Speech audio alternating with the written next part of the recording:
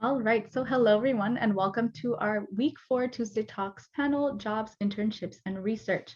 We want to thank you guys so much for showing up today and submitting questions. We love to see some familiar faces who've come up before, and thank you so much for also submitting some feedback from last week's panel.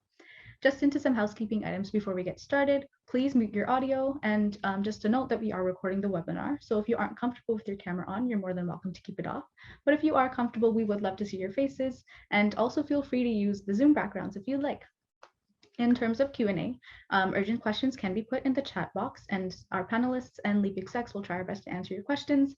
Otherwise, you're more than welcome to leave them until the end, and then our panelists will try to get to them as much as we can. All right, so we would like to say a big thank you to Pearson Canada for sponsoring this Tuesday Talk series. They've got a lot of useful digital study tools and resources that you'll use during first and second year. So make sure you follow them on Instagram or Facebook to get study advice, university and college tips from other students. You can join their student community and even textbook giveaways. And if you're looking for an internship, Mornings with Matt Career Services can help you land your dream job with personalized and affordable career services. They've screened over 250 resumes, conducted over 250 interviews, and have helped clients land interviews and offers at top companies such as KPMG, McKinsey, Scotiabank, and more. They are also looking for part-time interns in business development, digital marketing, and social media, and you can check out their services and intern opportunities at morningswithmattp.com. All right, so our agenda today will be an overview of LEAP and some of our upcoming summer programs, and then we'll jump right into our jobs, internship, and research panelists, followed by our panel discussion, and then we'll have some time for a Q&A period. Here's an overview of LEAP. So we are a Canadian registered nonprofit and student-run organization since 2020, and our goals are to bridge the gap between high school and post-secondary education while helping you leap into your future. We've impacted 10,000 plus students across 35 plus countries through 8 different initiatives. And if you would like to learn more about our offerings and how to further get involved, you can visit www.leapcanada.org. And one of our upcoming programs is Pathfinder. So it's designed to give students an opportunity to explore and immerse themselves in disciplines that go beyond what's taught in educational institutions. So if you're looking to learn more about the industries that you're interested in and gather valuable skills, you can check out our Pathfinder program at leapcanada.org/pathfinder. And one last thing, by attending this webinar, you're automatically entered into our Brownie Points giveaway. You can win points by coming out to more webinars, asking questions, and filling out our feedback form. We've got $400 worth of prizes to be won, so come out to as many webinars as you can and ask all the questions that you have, because who knows, it might just win you some prizes. All right, so let's get right into our panelist intros. Jamie, would you like to introduce yourself? Hi everyone, I'm Jamie. I'm going into my last year at McGill University. I'm majoring in environmental biology and I'm specializing in wildlife biology. So right now I'm doing a scientific research internship at the Canuck Institute. I'm working as a field biologist and I'm also completing my honors thesis here and I'll be doing a teach fellowship in the fall and I love fishing and hiking. Awesome, thanks Jamie. Next up, we've got Chloe. Hi everyone, I'm Chloe. I'm going into my third year of a business degree at the University of Calgary. Third year of 5, so I'm doing 5 years just so I can have a work term. And my concentration is in operations management. So a little bit about me. I'm the Vice President of Community Development for the Commerce Undergrad Society at the University of Calgary. I'm also Vice President of Corporate Relations for the Operations and Supply Chain Management Association.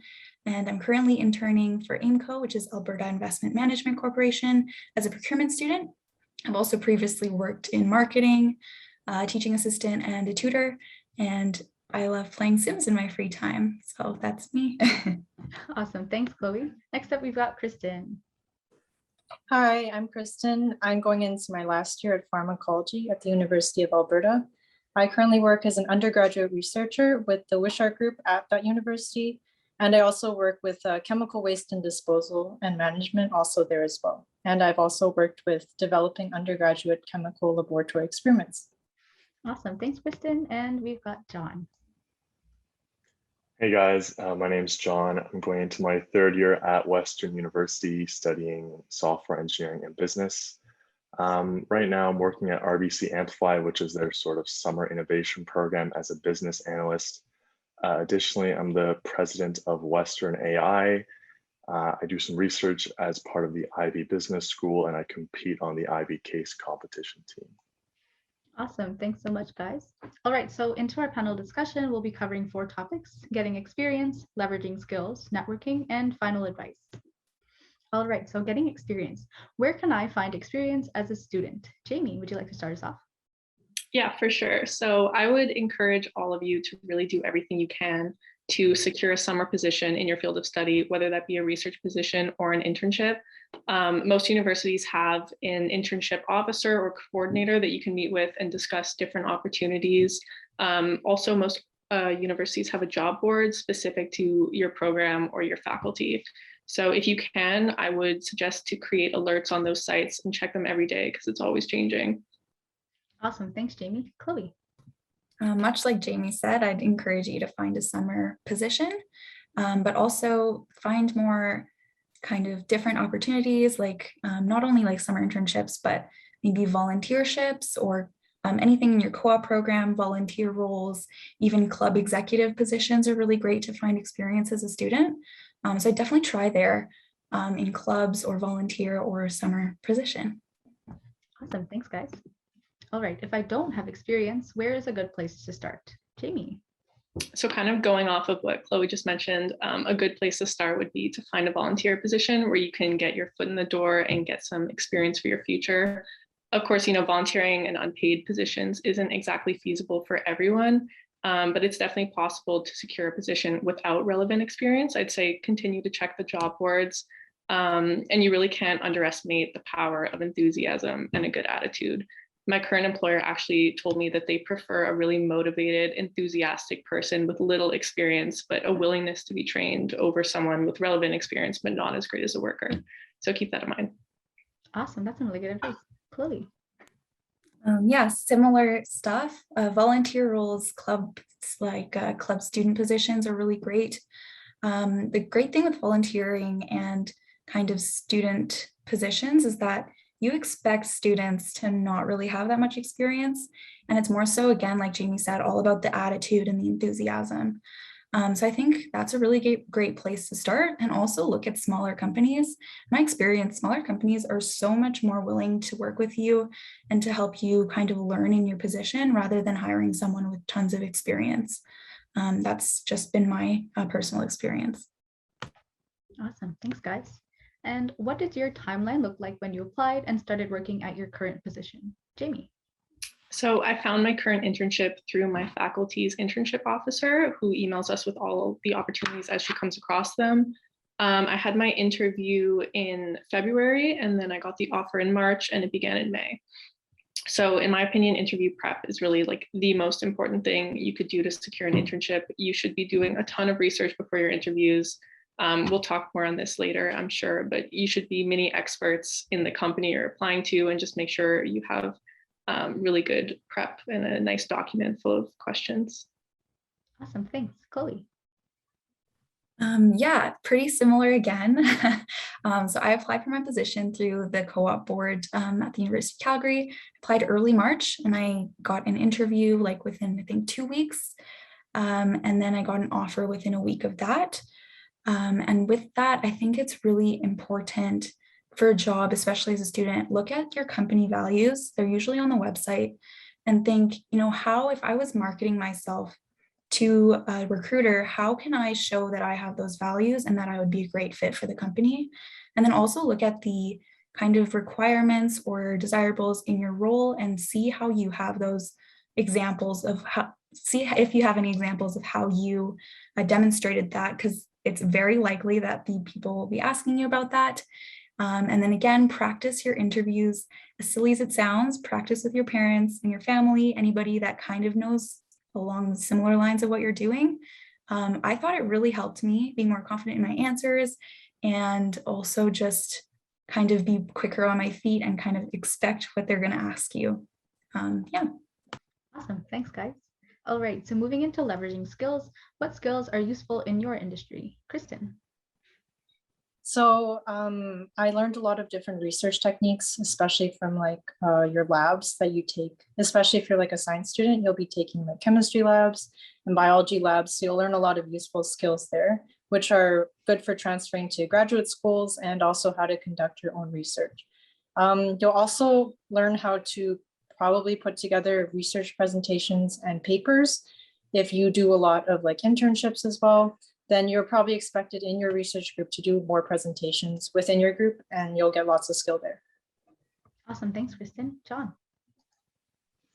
Yeah, it's a bit different for me because like I'm doing two sort of different fields, right? Which I suspect a lot of you guys can probably relate to. I had like no idea what I really wanted to do coming into university. So I do like business stuff and then software engineering, which are pretty detached from one another.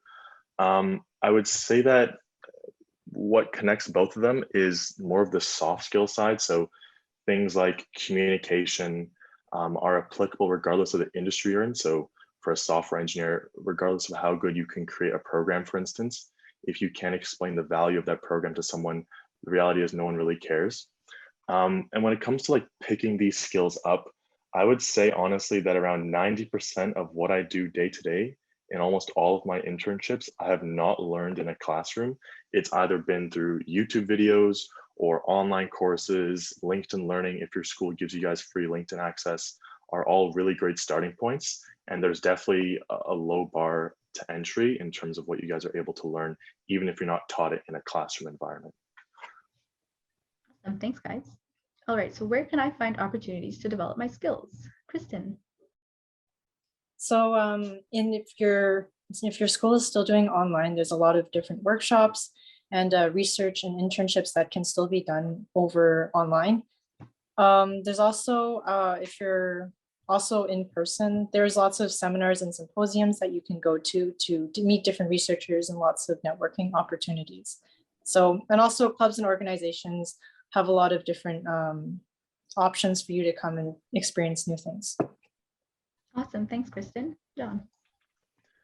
I would say in terms of skill development, it breaks down into like two main categories. So you have like online learning, and then you have like hands-on experience. So online learning is things like going on YouTube, typing in like how do I learn data science, or like an intro to like web design. So those are really good if you're just starting out, because oftentimes it is really hard to get an opportunity in first year, but just even learning skills is a good starting point. If you want more hands-on stuff, I sent a link in the chat, or I didn't send a link, but I said the name. It's called AngelList. It's like a hiring site exclusively for startups. Most of them, I will say, are unpaid, but that's where I started off because I couldn't find a paying job in first year. I sent out like so many resumes, but I couldn't find any, which is a pretty relatable experience. So I would start by looking there, or speaking to your professors if they're doing research that you're interested in, or just volunteer work, as some other people have mentioned. Awesome, thanks, guys. All right, so what are some tips for creating cover letters and resumes? John. On the cover letter front, I just spoke to a recruiter at a tech company. And to be honest, they said that they don't really even read cover letters that much anymore. So I don't have too much to say. It is like important to have a cover letter, I guess. I would say like you can have a lot of it that's like sort of copy and pasted if it's a relevant industry like technology, for instance, but try and have at least one aspect of personalization. Whether it be like one paragraph about why you like that particular company or a particular skill that's relevant, have like some aspect of personalization, but all in all, it can be pretty much just taken from place to place. With a resume, the biggest thing coming out of high school is people's resumes are way too long. Mine was too. I think I had like a 2 or 3 page resume. Your resume should be no longer than 1 page, which is a sort of rule I've heard over and over again. Regardless of how much experience you have, it's an exercise in, can you prioritize your skills? Can you speak about them concisely? And can you tailor them to the specific position? So regardless of what you've done, I would say keep it to 1 page max. Awesome, thanks, John. Kristen. So also what John said, cover letters and resumes. Cover letters, it depends upon like where you're applying. Some of them may not look at your cover letters, some of them do. So just keep that in mind, but you want to keep it very general, so that way you're not constantly writing a new cover letter for a specific company every single time. You still want like a generalized, like talking about your skills kind of thing, and then just personalize like the first paragraph. Resumes, you want to keep the descriptions of your experiences really short and bullet points that highlight the really important skills that you've learned, because when employers look at your resume, they just want to skim through it really fast to see whether or not it goes in the yes pile or the no pile, because they get a lot of applicants, so they just want to quickly breeze through. So you really want to like just emphasize what the most important things that you've learned from your experiences are to make you stand out. Awesome, thanks guys. All right, so moving on to networking. How can I leverage LinkedIn to expand my network? John. Sorry, I was responding to a message. LinkedIn, I would say the first thing, like if you guys don't have LinkedIn, it's really good to make one. It's a really good place to like find other professionals and good content. In terms of leveraging LinkedIn itself, LinkedIn has a very like tight-knit algorithm where like whatever content you engage with, other people can see. So for instance, if there is a creator at a company that you're very interested in, make sure that you go through their previous content and tailor when you try and connect with someone on LinkedIn. It's like when you try and follow someone on Instagram, except you can send them like a short message at the bottom and there's a preset message for you, but it's really good, especially if the recruiter who gets like literally like thousands of requests, to put some level of personalization, whether it be based on an article they wrote or something they posted. Just try and add a level of personalization so you stand out from the hundreds of other messages that they get on a daily basis. Awesome, thanks John. Kristen. I haven't actually had LinkedIn that long, so I don't really have like a very big LinkedIn, but I would say that if you want to like expand your connections, you really want to reach out to people and ask questions to when there's opportunities available. Like I know that LEAP has like coffee chats, so you can obviously come and network with lots of different upper year students. That's a really great way. You just want to like put yourself in situations where you're meeting lots of different people. That's a really great way. And then obviously you can add those people on LinkedIn. Awesome, thanks guys. All right, so how should I reach out to professors? John. Yeah, so I can tell you guys how I was able to get research with a professor that I do stuff with right now. So she spoke at an event that a club hosted. I attended the event, listened carefully, took some notes, nothing crazy, just like a couple of interesting points and takeaways. And then about a month later, once school ended, I reached out to her. I brought up some relevant experience I had related to her research. And then I tied that back into some of the points that she spoke about. Like I said, this shows that you've been to something that you've engaged with stuff they've done before. It's not just, you know, I want research and I'm just gonna send this person an email because I found them on Google. Personalization is always a good first step in terms of connecting with professors. Awesome, thanks John. Kristen. So yeah, as a student, cold calling email does work. You should obviously reach out to your professors and ask if they do have spots for internships or research positions. Since things are moving back in person, I think a really important part is if you can go visit the professor in person in their office and ask them if they have spots. It shows a lot of initiative because they want students who are engaged and really want to work in their lab. That will help you definitely.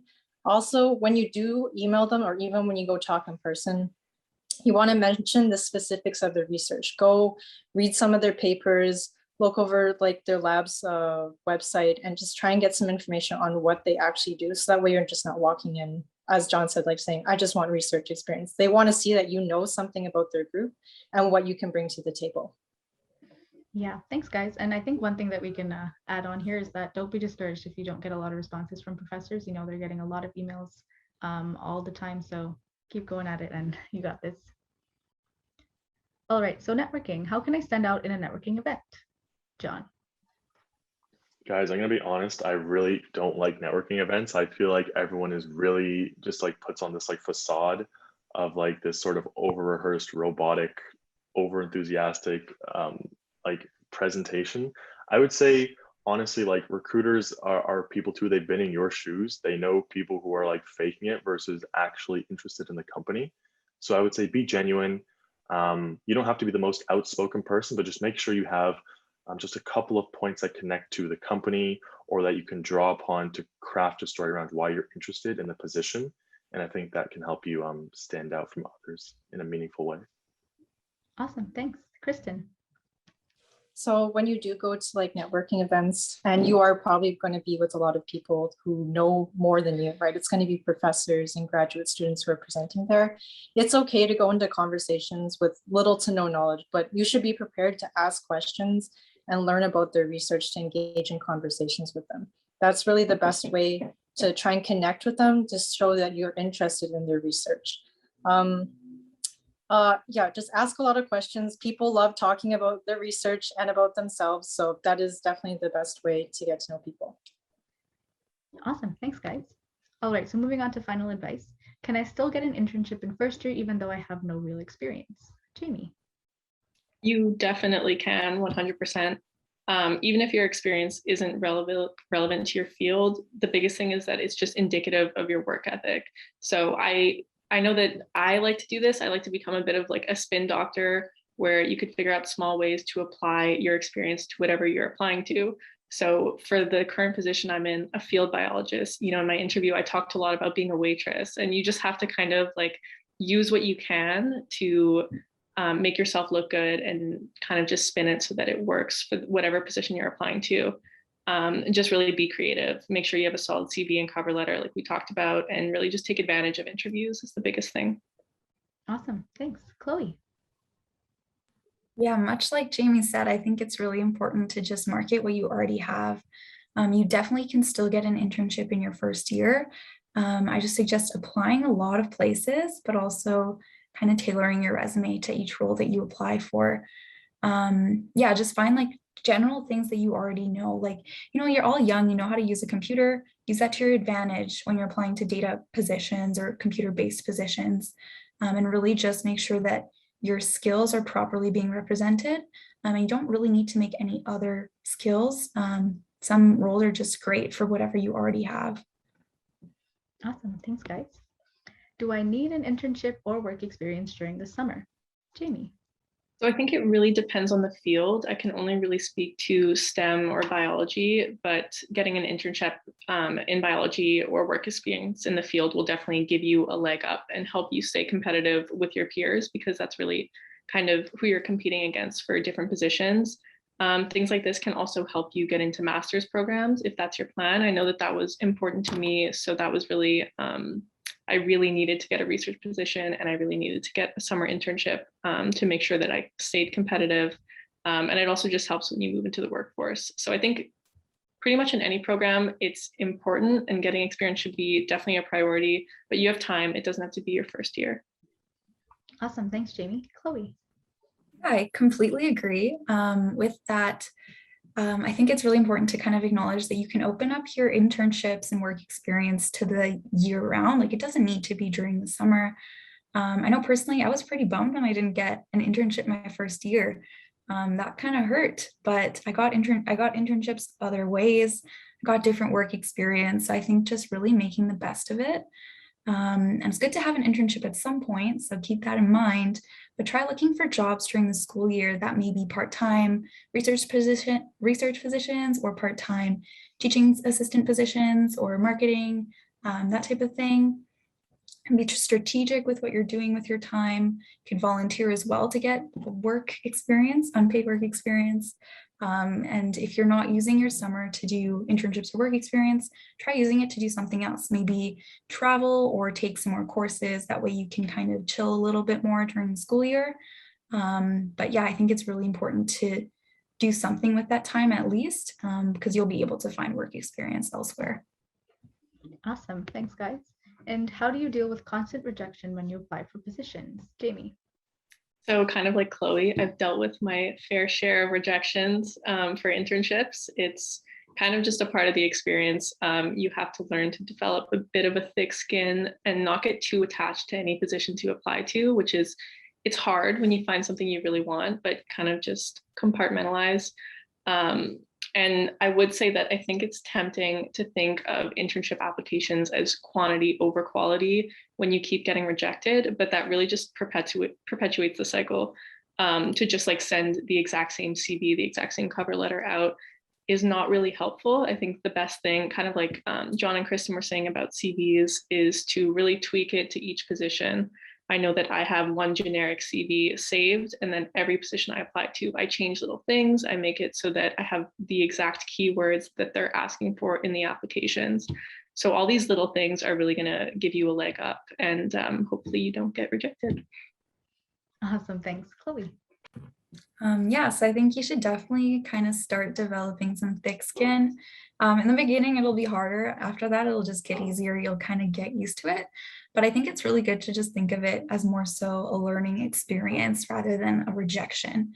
You know, you can reach out to your recruiters or whoever interviewed you and ask them for feedback politely, and ask them, you know, how can I improve in the future? Is it like the confidence in the interview? Is there something that may have gone wrong? I just really like to learn for the future. And I think that they really respect that, especially as a student. They really want, and that'll make an impact on them. And if you apply in the future, they may even take you. But also, yeah, I just think constructive criticism is really great, especially from the people that are kind of not judging you, but well, interviewing you as a candidate. Awesome. Thanks, guys. All right, so that takes us to the end of our first panel. Now we're going to move into a bit of a Q&A, so you're more than welcome to put some questions in the chat, and we'll try to get through as many as we can. So I see a first question. Do you have any tips on when to start a side project to build skills and make an impact when it feels like so much has already been done? Would anybody like to tackle this question? Yeah, I can give this a shot. So I'm not entirely sure what the when it feels like so much has already been done part means. But for side projects in general, I would say, and I can give like a personal sentiment about this, like at least for those of you who are interested in like Western engineering in particular, they have like a common first year, so you don't need to specialize until your second year. So I thought I knew what I wanted to do, but as you guys will probably come to realize yourself, that often changes a lot. So I decided to go into software engineering, despite having almost no coding experience at all. So I thought the summer would be a good time to practice. I took a course in Python and I built just like a simple like Connect 4 game. So even something as simple as that, you can put it on your resume and sort of work your way up from there is always a good start. And I would say like a lot of people get caught up in just doing a course, but it's important to apply what you learn in a course to some sort of project that you're interested in. To make yourself stand out instead of just having a bunch of course certifications on your resume, which isn't as strong. Awesome. Thanks, John. Here's another question. Do you have any tips about researching for interviews or jobs? I can take this one, I think. I think just really looking on the company's website, there's usually like a values page or about us type of thing. And they'll have probably like 5 values that you should probably at least know when you're going into your interview, and try to find how those really apply to you, as well as other types of research you could do. What would you be doing in the role that might not be on the job listing?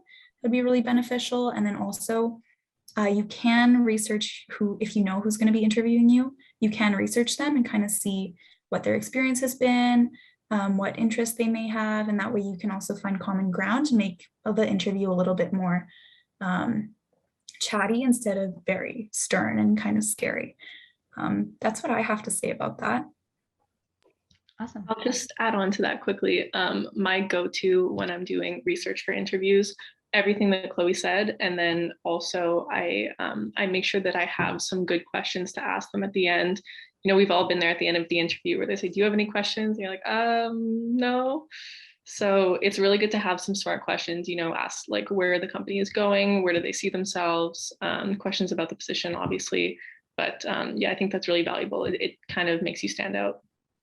Yeah, I can actually touch upon that. I heard once that if you get the recruiter to sort of visualize in that position by asking a question like, if I were to be successful in this position, like what would that look like as a successful employee? And it kind of forces them to put you in that position so that, you know, keeps you in the back of their mind. So little tip there.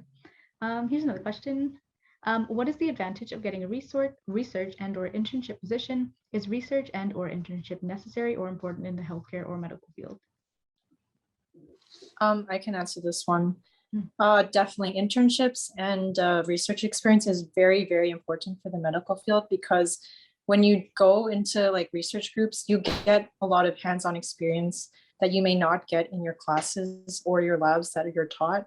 So when you're applying for medical schools or graduate schools, especially in like the STEM or the medical field, it definitely looks really good when you have skills such as like gel electrophoresis, or you know how to run NMR. it just looks really good and it sets you apart from other students. Awesome. Thanks, Kristen. Here's another question. How would you recommend us to start when trying to answer a tell me about yourself question?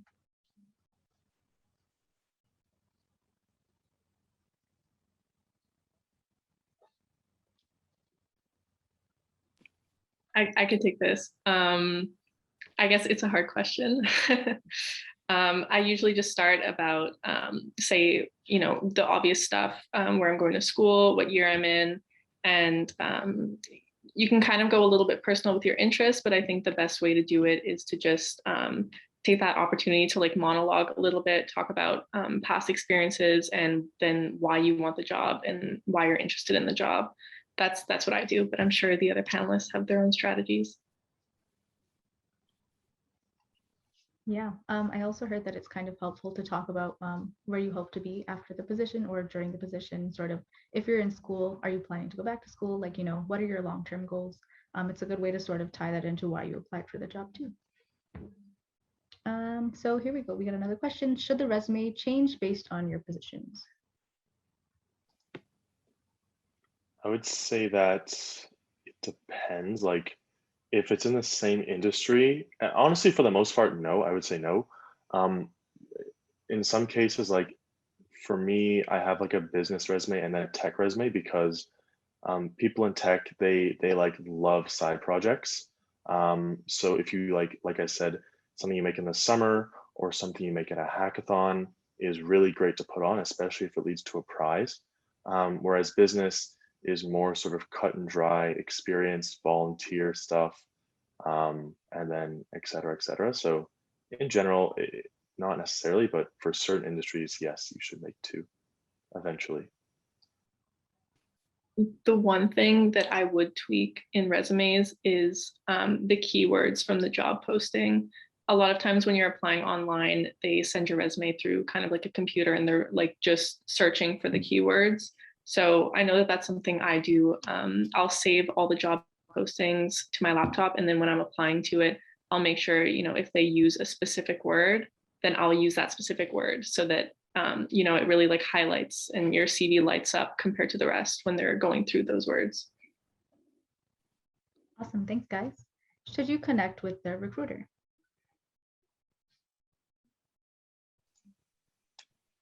I assume this is on, if this is referring to LinkedIn, then I would say you can try. Although in my experience, they probably will not accept your request. I mean, like I spoke to one and she literally said she has like 500 requests. So you can imagine, like, if you're doing it, there's probably a lot of other students doing it. So you can either, like I said, personalize it, or you can use this tool called hunter.io, which allows you to retrieve people's emails at corporate companies. So you can try using that and see if you have any luck there. Awesome. Do you suggest asking for a follow-up meeting, even if you're accepted or rejected from an interview?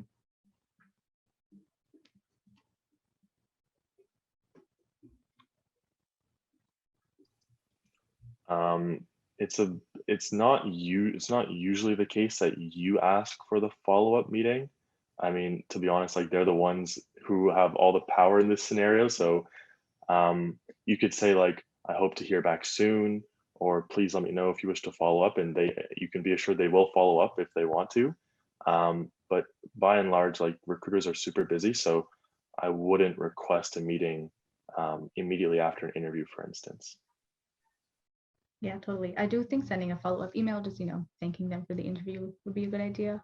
And just ask them, if they need anything else from you, just to reach out. So it gives them sort of balls in their court type thing to keep going. Yeah.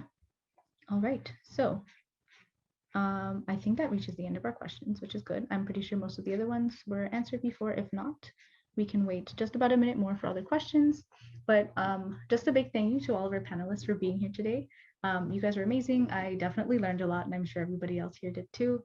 So thank you so much for taking the time, and thank you to everybody who came out tonight. Oh, there's one last question that we'll take. If my co-op is next summer, when should I start applying? I think it depends on the field. I know, for example, public accounting is like a year in advance. So start applying now. Although people get offers like a month before you start working. So Depending on what you're doing, it really depends. You can start applying right away if there are postings available for next summer. If not, just wait for them to start coming up. It seems to be, I would say, in the fall, maybe winter. Does anybody else have any insights on their field?